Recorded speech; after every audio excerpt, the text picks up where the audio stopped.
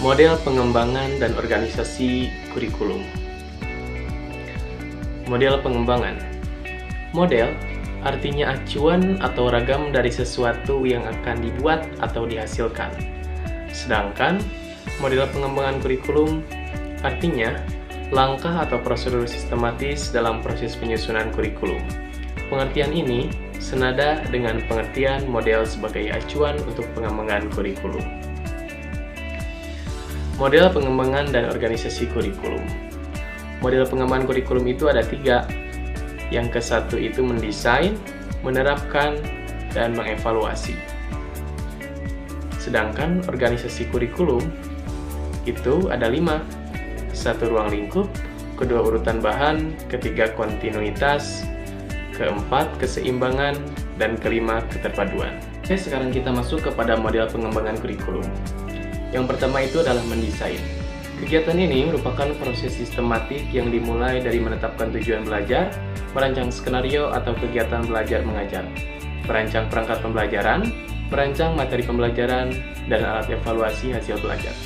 Rancangan model atau metode pembelajaran ini masih bersifat konseptual dan akan mendasari proses pengembangan berikutnya.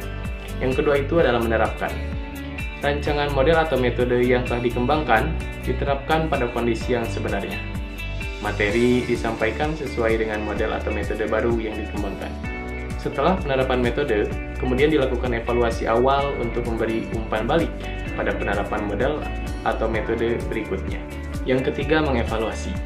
Hasil evaluasi digunakan untuk memberi umpan balik kepada pihak pengguna model atau metode.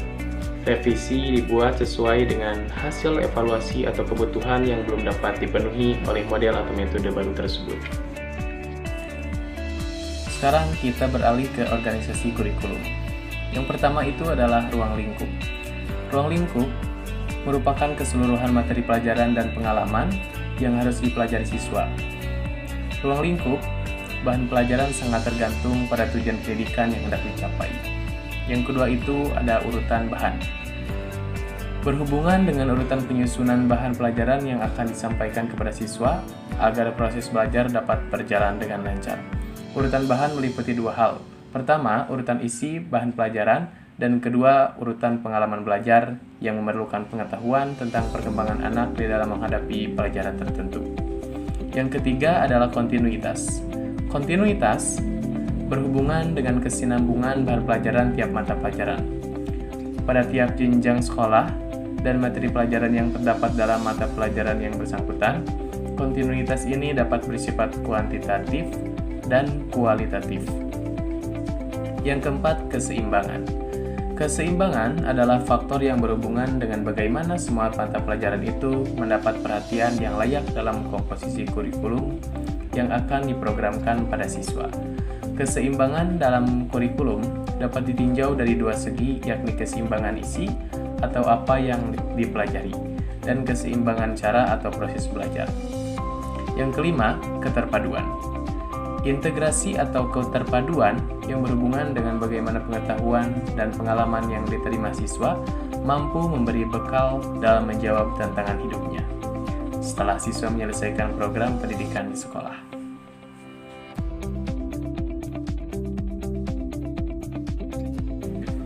Satu, model-model pengembangan kurikulum. Model pengembangan kurikulum merupakan suatu alternatif prosedur dalam rangka mendesain, menerapkan, dan mengevaluasi suatu kurikulum. Oleh karena itu, model pengembangan kurikulum harus dapat menggambarkan suatu proses sistem perencanaan pembelajaran yang dapat memenuhi berbagai kebutuhan dan standar keberhasilan dalam pendidikan. Jenis model pengembangan kurikulum. Ada model Riff-Taylor, model administratif, model grassroots, model demonstratif, model Milter-Seller, model Taba, model Big-Ham.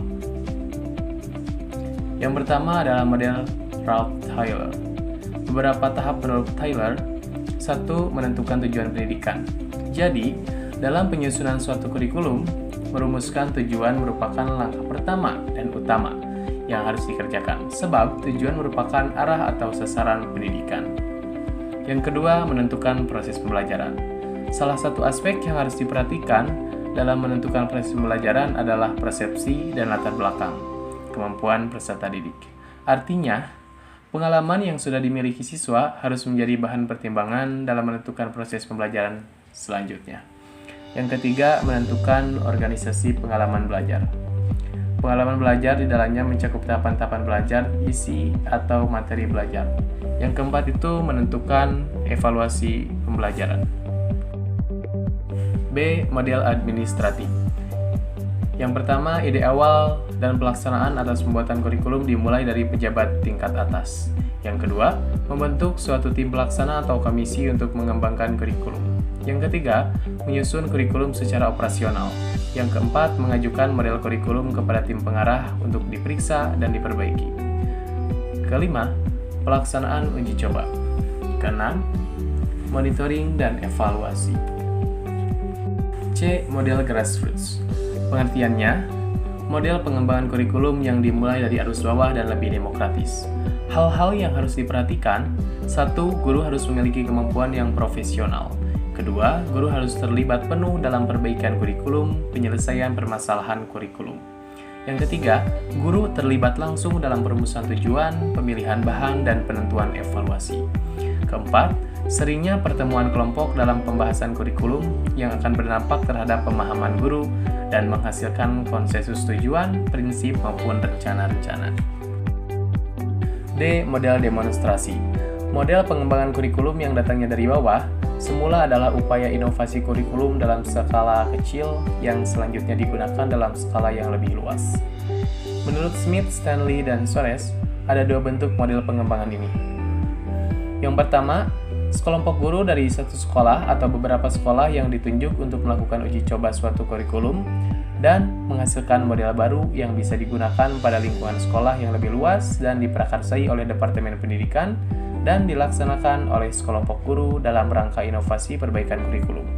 Kedua, dari beberapa guru yang kurang puas dengan sistem kurikulum yang ada dan berencana melakukan eksperimen dan pengembangan secara pribadi. E. Model Miller-Seller merupakan pengembangan kurikulum kombinasi dari model transmisi, Gagne, dan model transaksi Taba dan Robinson dengan tahapan pengembangan sebagai berikut. 1. Klarifikasi orientasi kurikulum. Kedua, pengembangan tujuan. Ketiga, identifikasi model mengajar. Keempat, implementasi. F. Model Taba. Model Taba merupakan modifikasi dari model Taylor. Modifikasi tersebut penekanannya pada pemusatan perhatian guru. Taba mempercayai bahwa guru merupakan faktor utama dalam usaha pengembangan kurikulum. Beberapa langkah dalam pengembangannya yaitu: 1. Mengadakan unit eksperimen bersama dengan guru-guru. Yang kedua, menguji unit eksperimen. Yang ketiga, mengadakan revisi dan konsolidasi. Keempat, mengembangkan ke seluruh rangka kurikulum. Kelima, implementasi dan diseminasi. G. Model Bakeham. Menurut Bakeham, tahun 1931, proses perkembangan kurikulum meliputi 5 tahap, yaitu 1. Menentukan area atau wilayah yang akan dicakup oleh kurikulum. Yang kedua, menetapkan personalia. Yang ketiga, organisasi dan prosedur pengembangan kurikulum. Yang keempat, implementasi kurikulum. Yang kelima, evaluasi kurikulum. Organisasi kurikulum. Organisasi kurikulum merupakan pola susunan sajian kurikulum yang bertujuan untuk mempermudah siswa dalam mempelajari bahan pelajaran serta mempermudah siswa dalam melakukan kegiatan belajar, sehingga tujuan pembelajaran dapat dicapai secara efektif. Organisasi kurikulum. Organisasi kurikulum berdasarkan mata pelajaran subjek kurikulum. 1. Spread Subject Curriculum, yaitu organisasi isi pendidikan dalam bentuk mata pelajaran yang disajikan dan diberikan kepada siswa secara terpisah-pisah satu sama lain. Yang kedua itu adalah Correlates Curriculum, yaitu kurikulum yang menekankan perlunya hubungan di antara dua atau lebih mata pelajaran tanpa menghilangkan batas-batas setiap mata pelajaran. Yang ketiga adalah Broad Files Curriculum. Broad File ini pada dasarnya menyatukan beberapa mata pelajaran yang sejenis. Dalam sistem pendidikan nasional, prinsip broad file dikembangkan dengan nama bidang studi seperti bidang studi IPS, IPA, bahasa, matematika, sejarah, ekonomi, dan lain-lain. yang ada dalam rumpun ilmu sosial. Yang keempat adalah integrated curriculum. Kurikulum ini cenderung lebih memandang bahwa suatu pokok bahasan harus terpadu secara menyeluruh. Jenis organisasi kurikulum ini disusun berdasarkan analisis bidang kehidupan atau kegiatan utama manusia dalam masyarakat. Yang kelima, social function. Jadi, social function ini adalah mengeliminasi mata pelajaran dari keterpisahannya dengan fungsi utama kehidupan sosial. Semua mata pelajaran berhubungan dengan lingkungan sekitar. Yang keenam, ada activity curriculum. Kurikulum ini diarahkan pada mengatakan, membuat, dan menciptakan dalam bentuk kategori kegiatan, bukan dalam bentuk mata pelajaran. Kegiatan belajar di sekolah menuntut aktivitas intelektual di samping keterampilan motorik. Proses mengerjakan mata pelajaran tidak dilakukan sebelum anak matang untuk mempelajarinya. Di dalam mata pelajaran terpisah, terdapat kekurangan dan kelebihan. Kelebihan yang dimilikinya adalah sistematis, logis, sederhana, mudah dipelajari. Yang kedua, pewaris nilai dan budaya. Yang ketiga, mudah diubah, dikembangkan, dan dipola. Kekurangan yang dimilikinya, yang pertama itu mata pelajaran tidak terhubung. Yang kedua, tidak bersifat aktual. Yang ketiga, tidak berdasarkan pada kebutuhan masyarakat. Yang keempat, bakat dan minat kurang diperhatikan. Di dalam mata pelajaran terhubung pun sama, yaitu mempunyai kelebihan dan kekurangan. Kelebihan yang dimilikinya, yang pertama materi pelajaran terhubung, walau hanya sebatas mata pelajaran tertentu. Yang kedua, memberikan wawasan yang lebih luas. Yang ketiga, menambah minat siswa mempelajari mata pelajaran yang terkolerasi. Adapun kekurangannya, yang pertama kurang sistematis dan kurang mendalam. Yang kedua, bahan pelajaran terlampau abstrak karena prinsip penggabungan belum dipahami. Yang ketiga, kurang memperhatikan kebutuhan dan bakat siswa. Kekurangan dan kelebihan dalam fungsi mata pelajaran. Kelebihannya, mata pelajaran akan semakin dirasakan atau digunakan, sehingga memungkinkan pengadaan mata pelajaran yang kaya akan pengertian dan meningkatkan prinsip dasar generalisasi.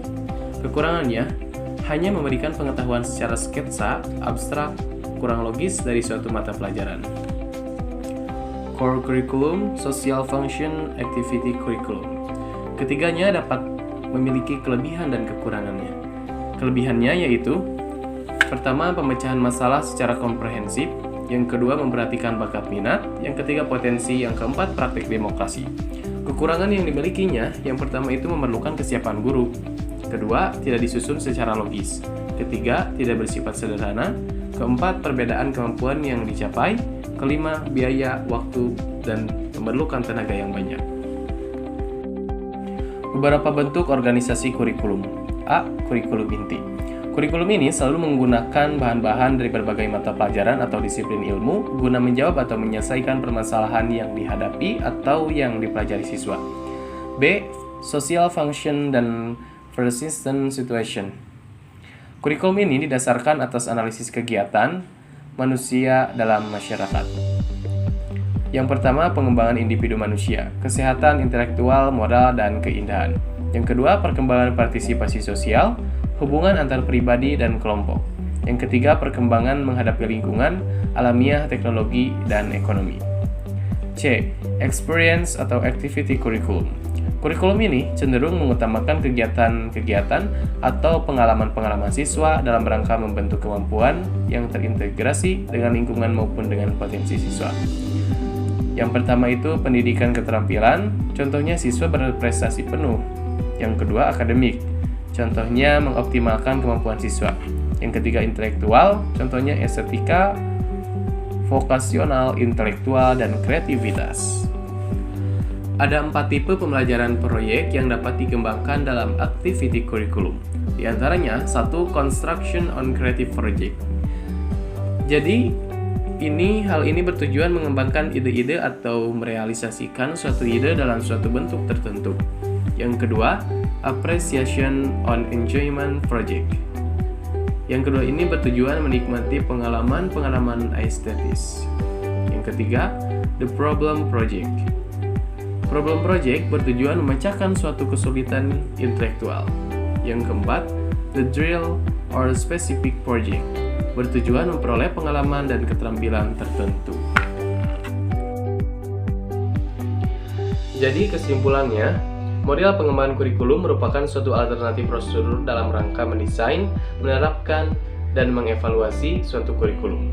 Oleh karena itu, model pengembangan kurikulum harus dapat menggambarkan suatu proses sistem perencanaan pembelajaran yang dapat memenuhi berbagai kebutuhan dan standar keberhasilan pendidikan. Dalam mengembangkannya pun terdapat beberapa model. Nah, beberapa model pengembangan kurikulum seperti model Taylor, administratif, grassroots, demonstrasi, Shiller-Miller, Taba, dan model Bingham. Salah satu aspek yang perlu dipahami dalam pengembangan kurikulum adalah aspek yang berkaitan dengan organisasi kurikulum. Organisasi kurikulum berkaitan dengan pengaturan bahan pelajaran yang selanjutnya memiliki dampak terhadap masalah administratif pelaksanaan proses pembelajaran. Organisasi kurikulum merupakan pola atau desain bahan isi kurikulum yang tujuannya untuk mempermudah siswa dalam mempelajari bahan pelajaran, serta mempermudah siswa dalam melakukan kegiatan belajar sehingga tujuan pengembangan dapat dicapai secara efektif.